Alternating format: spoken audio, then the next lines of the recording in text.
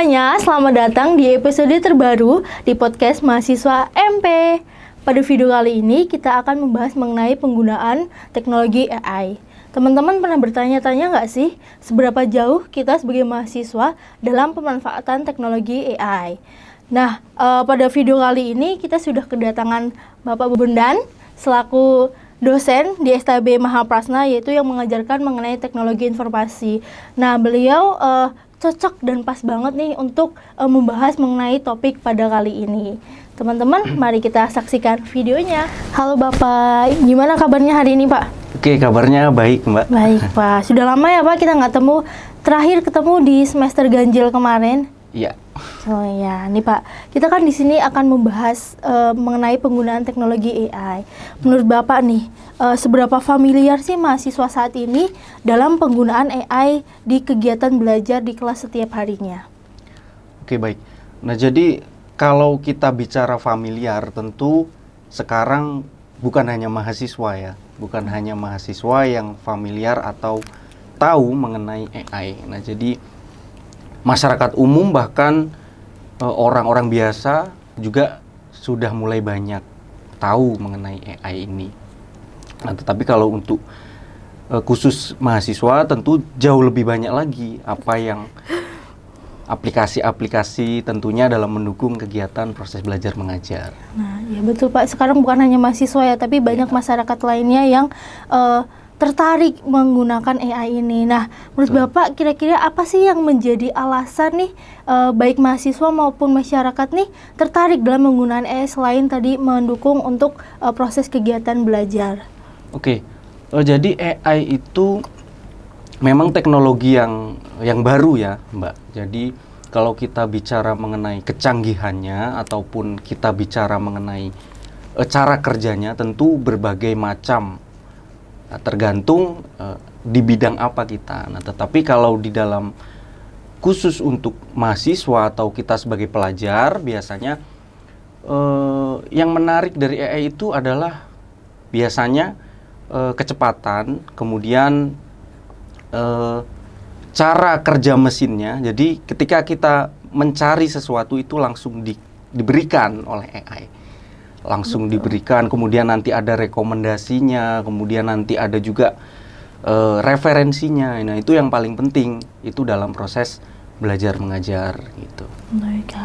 Jadi AI ini berarti sangat membantu sekali untuk mahasiswa maupun masyarakat lainnya ya Pak. Jadi kan Bapak menyebutkan ada kecanggihan, kecepatan, cara kerja dari AI sendiri ini sekali kita bertanya langsung disuguhin banyak lengkap lah istilahnya. Nah, apakah dari faktor-faktor tadi ini membantukah untuk mahasiswa dalam proses belajar? Mungkin Bapak bisa menjelaskan mengenai manfaat lebih detailnya AI dalam proses belajar. Oke, tentu banyak manfaat ya Mbak. Termasuk kita sebagai pelajar, notabene-nya kita belajar, tentu dengan adanya alat canggih seperti AI ini tentu kita terbantu. Jadi mulai dari kita cari berbagai macam referensi, kemudian kita cari sumber-sumber belajar itu ada semua di AI. Nah Pak, tadi dari kita mencari menggunakan AI ini semua sudah istilahnya lengkap, spesial nih, dari mulai sumber referensinya, terus cara kerjanya sangat cepat. Nah, dalam proses penggunaannya, kira-kira menurut Bapak nih, bagaimana sih kita khususnya sebagai mahasiswa ini dapat menggunakan AI ini dengan bijaksana? Nah, ini yang perlu kita garis bawahi ya Mbak. Jadi, sebagai mahasiswa memang dalam penggunaan AI itu harus dilandasi dengan yang pertama itu tanggung jawab. Nah, jadi pemakaian AI itu harus ada etikanya, kemudian harus ada tanggung jawabnya gitu. Jadi tidak serta-merta kita itu menggunakan dengan asal-asalan gitu ya. Itu bahasa kasarnya seperti itu. Nah, jadi kita perlu ketahui, jadi AI ini adalah sebagai alat bantu ya, bukan alat untuk menggantikan gitu. Jadi kalau kita bicara mengenai alat bantu berarti hanya menunjang kita atau membantu kita dalam hal menuju proses tujuan pembelajaran itu sendiri gitu. Contoh, ketika Mbak Reni kan sebagai mahasiswa ya, Nah, contoh ketika mencari sebuah referensi atau materi, terkadang kita tinggal tanya di salah satu aplikasi AI yang sekarang banyak. Nah, tentu muncul nanti banyak pengertian ataupun indikator-indikator sesuai dengan keyword yang kita cari gitu kan.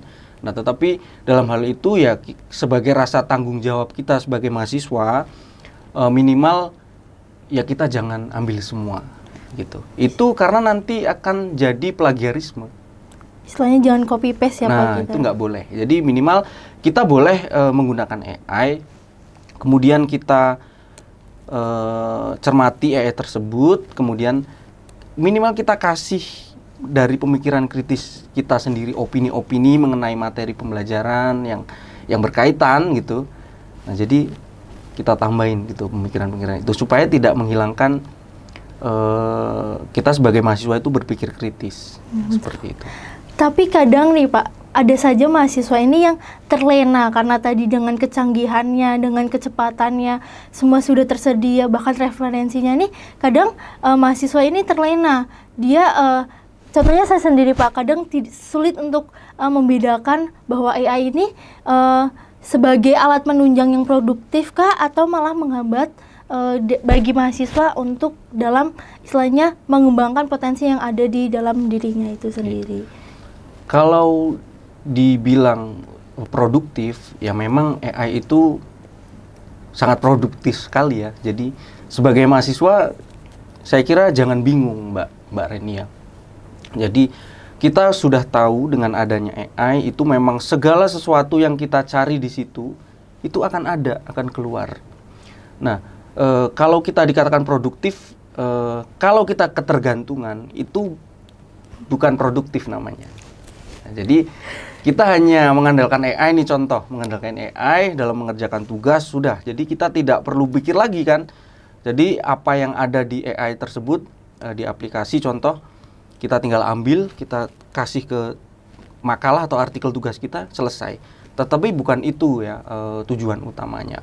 Jadi AI itu memang dirancang dibuat itu kan dengan teknis mengambil informasi atau sumber data yang sudah ada di internet khususnya, tanpa mengurangi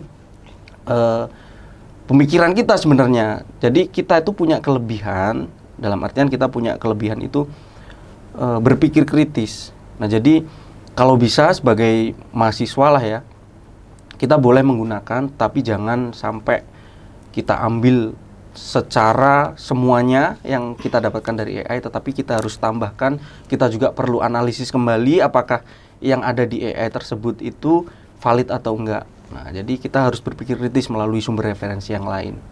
Ya Pak, Bapak tadi menyebutkan ketergantungan nih.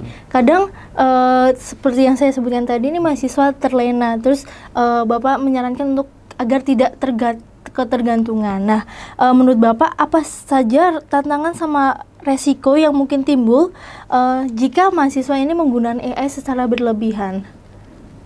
Nah, tentu banyak sekali resikonya. Jadi kalau selama ini kita hanya mengandalkan AI, jadi yang ditakutkan nanti sebagai pelajar kan kita tentu dituntut untuk mencermati atau berpikir lebih dalam ya, lebih kritis gitu. Dengan adanya AI itu kalau kita ketergantungan, tentunya kemampuan berpikir kritis kita itu akan menurun gitu. Itu salah satunya seperti itu. Jadi yang awalnya harusnya kita bisa memecahkan masalah secara mandiri menggunakan referensi selain AI, dengan adanya AI kemudian kita hanya pasrah begitu saja, kita cari keyword sesuai tugas kita, kemudian kita ambil, kemudian kita kumpulkan tugas tersebut ke dosen, itu adalah sesuatu yang kami anggap sebenarnya itu plagiarisme. Nah, jadi yang pertama itu tadi kemampuan berpikir kritis kita akan menurun. Kemudian kreativitas kita juga akan menurun. Ya gimana ya, karena ketergantungan gitu. Kita tidak perlu mikir hal yang lain lagi. Betul. Nggak ada inovatif, nah itu. Nah, untuk menghindari dari efek-efek yang negatif tersebut, Pak, kira-kira ada etika khusus yang perlu diperhatikan mahasiswa? Contoh, seperti saya sendiri ini dalam menggunakan AI, kira-kira menurut Bapak itu apa saja? Berkaitan dengan etika, kemudian itu ada hubungannya dengan tanggung jawab ya. Jadi sebagai mahasiswa kiranya bahwa penggunaan AI itu ya harus dilandasi dengan kejujuran. Contoh ketika nanti mahasiswa itu mencari sumber atau mencari tugas-tugas atau mencari data-data itu melalui AI, seperti tadi jangan sampai diambil semua, jangan copy paste. Nah, tapi perlu dicek kembali apakah itu merupakan valid sesuai data, kemudian sama dengan sumber referensi lainnya. Nah itu. Nah jadi jangan sampai kita ambil semua terus kita anggap itu adalah tugas hasil kita gitu. Itu bisa menyalahi aturan gitu. Itu bisa plagiarisme namanya. Nah tapi kalau kita menggunakannya, kita menggunakan AI itu dengan jujur, biasanya kita boleh cari, kita menggunakan bantuan AI tersebut, tetapi ada sedikit yang dirubah atau jangan semua diambil dari hasil AI tersebut. Kemudian mengenai tanggung jawab. Tanggung jawab ini berkaitan dengan plagiarisme juga. Nah, tentunya itu akan berkaitan dengan integritas akademik. Nah, jadi tentu harus ada batasan khusus, khususnya biasanya harusnya kampus ini nanti ada batasan-batasan khusus apabila mahasiswa itu menggunakan AI, bagaimana caranya, cara mengambil sumbernya bagaimana, supaya tidak terjadi unsur plagiarisme itu sendiri. Kemudian harus pengembangan pribadi siswa masing-masing sebenarnya. Nah, jadi pengembangan siswa itu masing-masing itu dalam artian kita meningkatkan kemampuan berpikir kita. Jangan sampai kita semua berserah pada AI. Nanti takutnya ketergantungan itu tadi kan. Nah, jadi kita pertajam pemikiran kritis kita boleh gunakan aja AI gitu untuk mendukung dalam tugas-tugas kita. Tetapi dalam artian jangan semua kita ambil semua ya. Jadi minimal ada yang harus kita tulis menggunakan pikiran kita sendiri. Jadi perlu dipahami bahwa mahasiswa ini perlu menganggap bahwa AI ini hanya sebagai alat bantu, bukan menggantikan tugas mahasiswa ini untuk mengerjakan yang tugas-tugas yang diberikan oleh dosen. Nah, Bapak ini kan seorang pendidik nih Pak, salah satu dosen juga di STB Mahaprasna. Kira-kira bagaimana sih cara Bapak ini dalam mendidik mahasiswa agar memiliki etika yang baik dalam pemanfaatan teknologi AI ini? Oke, yang pertama memang harus ada aturan di kampus itu sendiri. Jadi kita harus punya sebuah regulasi atau aturan dalam penggunaan AI. Nah, tentu melalui itu nanti mahasiswa punya batas-batas khusus dalam pemanfaatan AI. Kemudian mahasiswa pun nanti akan diarahkan menggunakan aplikasi-aplikasi yang memang layak digunakan dan sesuai untuk kepentingan mahasiswa gitu. Kemudian bisa juga nanti hal ini berkaitan dengan penyusunan kurikulum di sebuah kampus gitu. Jadi kurikulumnya itu berkembang, kemudian diadopsi dengan alat AI tersebut gitu. Baik Pak. Nah, kira-kira nih Pak, peran dosen dalam membimbing mahasiswa agar menggunakan AI secara efektif dan bertanggung jawab itu bagaimana Pak? Kan kita tahu bahwa dosen ini juga memiliki peran selain memberikan ilmu, perlu juga memberikan menjelaskan etika-etika dalam penggunaan AI ini. Ya. Jadi yang pertama kita memang harus sosialisasi, Mbak Renia. Jadi kita perlu satu sosialisasi bagaimana kita memahami AI ini, kemudian cara kerjanya bagaimana, kemudian hal-hal yang tidak boleh dilakukan, kemudian hal-hal yang boleh dilakukan itu harus ada komunikasi gitu. Atau mungkin kalau mahasiswa bisa studi mandiri gitu dengan cara ikut seminar-seminar atau ikut kuliah-kuliah umum yang berkaitan dengan cara penggunaan AI yang baik dan benar. Nah, itu juga bisa. Selain tadi yang disampaikan sama Bapak Bondan nih, ada nggak sih strategi atau trik dari dosen ini untuk memastikan bahwa mahasiswa ini tidak menggunakan AI, tetapi juga mahasiswa ini mampu memiliki kemampuan untuk berpikir kritis dan kreatif? Oke. Jadi kalau saya sendiri biasanya Mbak, untuk menghindari hal itu, biasanya saya kasih tugas yang memang tugas-tugas yang berbasis masalah biasanya. Jadi supaya apa? Supaya mahasiswa itu bisa berpikir lebih kreatif, lebih mendalam gitu. Karena terkadang menggunakan AI pun tidak menjawab pertanyaan kan, bener nggak? Iya betul, Pak. Nah, makanya oleh karena itu biasanya strategi para pengajar, khususnya dosen itu memang memberikan tugas-tugas yang berbasis masalah ya, bisa case study, kemudian bisa diskusi. Nah, diskusi ini penting juga di dalam pembelajaran ya, karena kalau kita hanya biasanya nih, kalau kita hanya mengandalkan AI, tidak akan terjadi interaksi. Karena mahasiswa ini dengan bangga, sudah tahu karena saya melihat di salah satu aplikasi AI. Jadi mending diem. Nah, tapi itu kan bukan sesuatu yang benar menurut saya ya. Jadi yang benar di kelas itu ya harus interaktif, harus diskusi. Kita nggak apa-apa mahasiswa menggunakan aplikasi AI tersebut, tetapi harus ada bahan debat atau bahan diskusi di kelas itu. Gitu.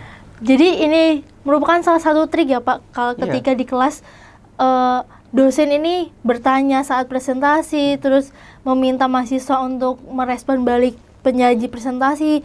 Ternyata selama ini merupakan itu trik dosen untuk tahu apakah mahasiswa ini menggunakan AI sepenuhnya atau diselingi dengan pendapat dia berpikir kritis dan kreatif atau tidak. Saya baru tahu ternyata ya.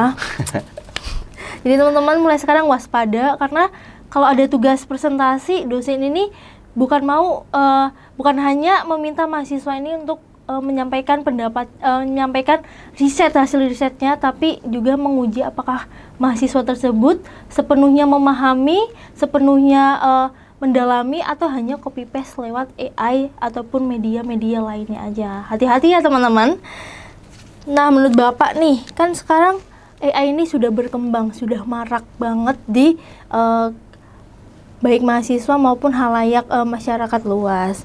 Kira-kira melihat perkembangan AI ini, apakah akan membantu dalam dunia pendidikan di masa depan? Menurut Bapak gimana? Kalau sejauh ini kan memang sudah membantu ya Mbak. Tetapi kalau untuk implikasinya nanti ke depan, saya kira akan ranahnya akan lebih jauh di dalam khususnya dalam pendidikan.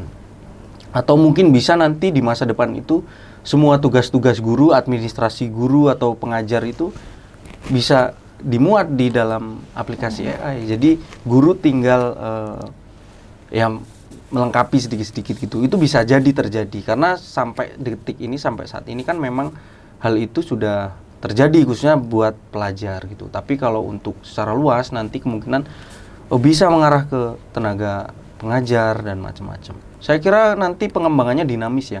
Dinamis itu pasti mengikuti perkembangan juga dan mengikuti kebutuhan.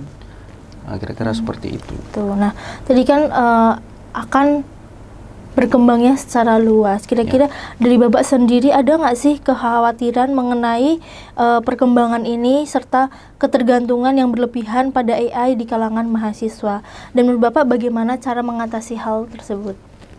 Oke, jadi kekhawatiran itu memang harus ada gitu, karena AI kan sangat mudah ya, kita sangat mudah sekali gitu, mempermudah kita tentunya. Nah, makanya itu tadi seperti yang kita jelaskan di awal bahwasanya kita harus memiliki etik, kemudian tanggung jawab dalam penggunaan, kemudian termasuk juga nanti integritas akademik, peraturan-peraturan dari kampus gitu dalam hal penggunaannya. Kekhawatiran itu tentu pasti ada Mbak. Jadi hanya kita sekarang fokusnya bagaimana cara membuat mahasiswa ini mengerti bahwasanya saya ulangin lagi bahwa AI itu sebagai alat bantu ya, bukan alat untuk menggantikan kita gitu. Sebagai alat bantu ya teman-teman, Ya, bukan menggantikan. Dari kekhawatiran tadi nih yang Bapak sampaikan, kira-kira ada nggak sih tips ataupun cara untuk kita sebagai mahasiswa ini dapat menyimbangkan antara penggunaan AI dan tetap mengembangkan kemampuan berpikir kritis mahasiswa? Oke, nah jadi untuk menyimbangkan hal itu ya Mbak, jadi minimal kita memahami dulu apa itu AI dan manusia itu sendiri. Jadi memang ada beberapa hal yang tidak bisa dilakukan manusia. Sebenarnya bukan artian tidak bisa dilakukan manusia, tetapi lebih meringkas pekerjaan manusia. Ya itu AI itu gitu. Jadi ketika kita menggunakan AI tentu yang harusnya kita melakukan lama, riset lama, kemudian kita cari referensi lama, tetapi di AI itu dibantu lebih cepat, kemudian disediakan referensinya. Nah itulah tugas AI, karena memang AI itu merupakan mesin yang mereka mengambil data yang ada di internet gitu. Nah tetapi kalau kita lihat dalam diri manusia, nah jadi ada beberapa yang AI itu tidak miliki gitu dari dibandingkan dengan manusia. Nah contoh, manusia itu mempunyai kemampuan yang berpikir kritis, kemudian manusia juga mempunyai cara untuk memutuskan sebuah permasalahan, kemudian manusia juga bisa berinteraksi, kemudian secara komunikasi intrapersonal gitu. Nah jadi itu hal-hal itu yang tidak dimiliki dengan AI. Makanya kalau ada isu ataupun ada nanti statement bahwa nanti lama-lama guru atau pengajar itu akan digantikan AI, sebenarnya tidak. Saya tidak setuju dengan hal itu, karena memang AI itu punya segalanya ya, dia punya banyak informasi, tetapi tidak bisa menggantikan peran kita sebagai pengajar. AI walaupun istilahnya teknologi modern, tapi tetap peran guru ataupun peran pendidik ini tidak akan tergantikan oleh AI. Nah, kira-kira bagaimana sih seharusnya kolaborasi yang terjadi antara mahasiswa nih sebagai manusia yang dalam pemanfaatan teknologi AI ini dapat terjalin nih dengan lancar sehingga membantu proses pembelajaran? Ya, banyak ya. Jadi salah satunya yang kita bahas di awal tadi, jadi melalui pemahaman bahwasannya jangan sampai kita sebagai mahasiswa itu sangat-sangat bergantung dengan yang namanya AI gitu. Jadi kalau kita bergantung kan imbasnya tentu lebih banyak yang merugikan kita. Nah jadi untuk memaksimalkan penggunaan AI ini memang diperlukan prinsip kolaborasi ya Mbak. Jadi kita harus bersinergi nih dengan AI itu. Nah, jadi contohnya begini, sinergi dengan AI. Jadi kita gunakan AI sebagai alat penunjang, dalam artian bukan pengganti ya, kita berpikir dengan bijak, kita gunakan hal-hal tersebut. Kemudian nanti ada juga sebenarnya ada peran dari pengajar juga, bagaimana cara mengkolaborasikan tugas-tugas mereka, tugas-tugas mahasiswa ini ketika mereka menggunakan AI gitu. Nah jadi harus dikasih umpan balik apabila terdapat ketidaksesuaian, dalam artian dosen itu menganggap bahwa tugas ini hanya copy paste gitu.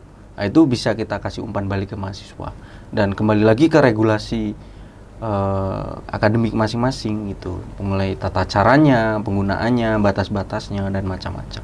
Jadi kalau untuk kolaborasi saya kira pinter-pinter mahasiswa lah ya. Kan Mbak Reni juga sebagai mahasiswa tentu nanti ketika membuat tugas dengan AI tentunya hasil ending itu kan ada di tangan mahasiswa. Mau ambil copy paste apa mau ditambahkan dengan pemikiran-pemikiran kita. Semua ada di mahasiswa. Nah, tetapi mulai saat ini coba kolaborasi dengan AI itu yang mengarah yang lebih positif gitu. Baik. Oke, nah jadi dari tadi kan kita membahas masalah AI ya. Betul, ya Pak. Ya Mbak. Nah jadi kira-kira kalau Mbaknya ini gimana cara penggunaannya biasanya dalam buat tugas gitu? Kalau saya pribadi nih Pak, sebagai mahasiswa, tetap saya merasa terbantu dengan adanya AI, apalagi salah satunya ChatGPT. Kadang kan memang mahasiswa ini kadang buntu, kesulitan dalam menggunakan kata-kata untuk menyusun tugas makalah, salah satu contohnya. Kadang saya menggunakan AI ini sebagai kayak apa yang harus, dengan topik ini apa yang harus dituliskan di paragraf pertama sebagai awal pembuka dan lain. Saya memanfaatkan itu seperti yang tadi Bapak bilang sebagai penunjang, pendukung, alat bantu, bukan menggantikan. Jadi saya istilahnya kalau disebutkan dari tadi Bapak sudah lumayan bijaksana lah, karena tidak mengcopy paste, tidak istilahnya langsung apa yang saya cari semua langsung taruh tempel, enggak. Karena seperti yang kita tahu bahwa di STHB Mahaprasa ini sendiri ini dalam pembelajarannya ini saling mengajukan pendapat ini sangat aktif teman-teman. Jadi mau baik salah satunya saat presentasi itu dosen kadang nih nanya mencecer. Jadi saya harus siap siaga apakah yang saya tulis ini beneran saya pahami kah atau hanya saya copy paste. Jadi saya nggak paham. Nah jadi kadang saya recheck ulang apakah benar, saya cari jurnal-jurnalnya, saya cari buku-bukunya. Seperti yang tadi Bapak Bunda sudah bilang, AI ini hanya sebagai alat bantu, bukan menggantikan. Karena kalau kita cuma pakai AI, buat apa kita kuliah selama ini kalau ada AI, kan istilahnya pemikiran dari AI semua. Nah, tadi kan kita sudah membahas mengenai manfaat, terus etika dalam penggunaan AI. Kira-kira dari Bapak sendiri, ada nggak sih pesan yang ingin disampaikan kepada para mahasiswa ini untuk penggunaan AI sendiri? Jadi kalau pesan saya terhadap mahasiswa, silahkan teman-teman nggak apa-apa gunakan AI, karena ini merupakan salah satu kecanggihan teknologi masa kini. Jadi sebagai mahasiswa tentu teman-teman harus mengeksplor tentang kecanggihan ini. Tetapi kita jangan lupa ya, harus ada bijak dalam penggunaannya. Supaya apa? Supaya nanti kita tidak tergantung, kemudian tidak semuanya apa-apa itu menggunakan aplikasi berbasis AI. Jadi kita harus mawas diri juga bahwasannya kita mahasiswa itu harus berpikir secara lebih mendalam, lebih kreatif, lebih inovatif dan lain sebagainya gitu. Jadi itu yang pertama, kita harus memahami itu. Kemudian kita juga harus bertanggung jawab dari apa yang kita tulis, misalkan menggunakan aplikasi AI tersebut. Jangan sampai ada unsur plagiarisme ya teman-teman ya. Kemudian kalau teman-teman mau bantu coba nulis gitu, kan bisa sekarang menggunakan aplikasi-aplikasi berbasis AI. Nah itu kalau bisa ya jangan plek ya, jangan semua. Jadi kalau kita nulis dikira apa namanya, contoh kita nulis tetapi kita coba parafrase gitu, atau kita perkecil, persingkat dari deskripsi yang banyak itu. Oke, terus yang kedua, pesan saya bahwa jadikan AI ini, canggihan ini sebagai mitra ya, bukan untuk menggantikan ya. Jadi sebagai mitra, sebagai kawan ya, kita anggap aja sahabat gitu. Nah, jadi kita bisa kolaborasi menggunakan AI, kemudian tadi sudah ada juga bijak gitu. Oke, kemudian yang ketiga itu mulai saat ini teman-teman mahasiswa itu mulai kembangkan kemampuan-kemampuan yang tidak ada di AI gitu. Jadi mahasiswa tentu saya yakin punya pemikiran yang kritis gitu, kemudian punya menganalisis yang lebih baik gitu. Jadi itu mulai dikembangkan. Jadi hindari penggunaan AI yang secara berlebihan juga bisa gitu. Oke, jadi yang keempat pesan saya adalah jaga etika dan integritas akademik. Nah, jadi kita harus jujur dalam penggunaannya, hindari plagiarisme, mulai dikurangi. Kemudian integritas akademik itu merupakan satu aspek penting dalam menunjang tujuan kita dalam proses belajar gitu. Baik, Pak. Nah, teman-teman disimak tadi pesan dari Bapak Bondan bahwa kita harus tetap jujur, ada etikanya dalam penggunaan AI. Jadi nggak serta-merta copy paste sama saja, itu istilahnya tidak menghargai apa yang sudah diajarkan oleh dosen sendiri nih, Pak.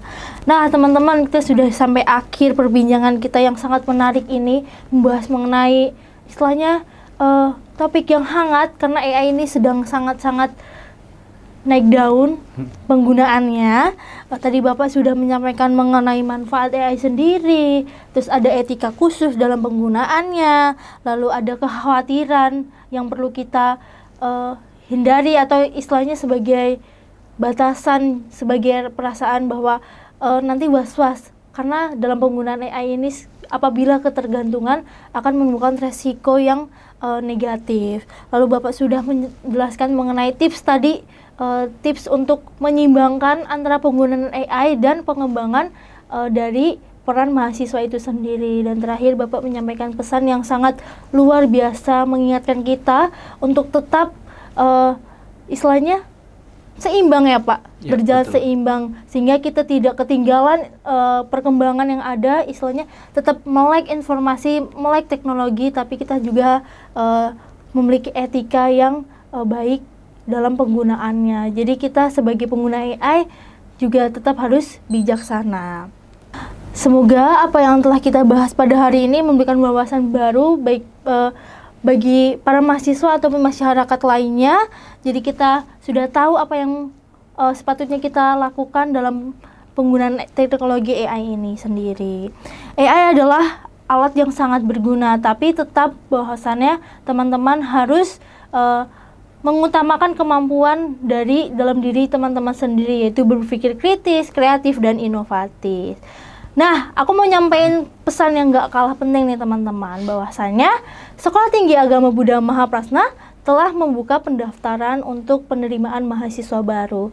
Bagi teman-teman yang ingin kepo atau istilahnya ada apa aja sih di STB Mahaprasna, teman-teman bisa cek video, aku taruh linknya di bawah ini. Nanti teman-teman bisa cek, banyak sekali yang ada yang disediakan oleh STB Mahaprasna. Salah satunya kita memiliki dosen yang kompeten seperti Bapak Bondan tadi sudah menyampaikan mengenai penggunaan AI ini secara bijaksana.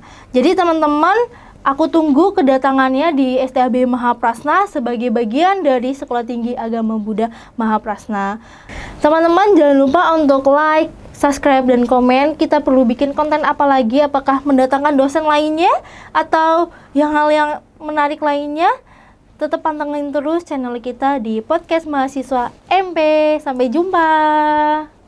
Terima kasih Pak. Ya, sama-sama Mbak.